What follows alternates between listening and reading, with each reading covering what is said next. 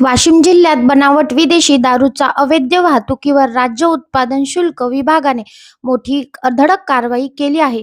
तब्बल 7,67,600 रुपयाचा मुद्देमाल जप्त करण्यात आला असून 2 आरोपींना अटक करण्यात आली आहे. मिळालेल्या गुप्त माहितीच्या आधारे मंगरुळपीर आणि वाशिम भरारी पथकाने संयुक्त कारवाई करत कारंजा शेलू बाजार रोडवरील शेती शिवार परिसरात छापा टाकला. यावेळी एका इकोफोर्ट वाहनातून बनावट विदेशी दारूची वाहतूक सुरू असल्याचे उघड झाले.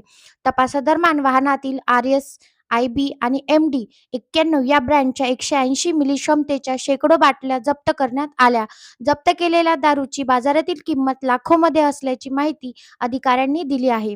या प्रकरणी सचिन कोकणवार राहणार बेलमंडळ तालुका कारंजा आणि कैलास अवचट राहणार इदोरी तालुका मंगरुळपीर यांच्या विरुद्ध महाराष्ट्र दारूबंदी कायद्यानुसार गुन्हा दाखल करण्यात आला आहे. ही कारवाई राज्य उत्पादन शुल्क आयुक्त डॉक्टर राजेश देशमुख यांच्या मार्गदर्शनाखाली पार पडली. पुढील तपास सुरू असताना अवैध दारू व्यवसायावर कठोर कारवाई कायम राहणार असल्याचा इशारा विभागाने दिला आहे. या सर्व बातमीचा आढावा घेतला आमचे जिल्हा प्रतिनिधी प्रताप नागरे यांनी.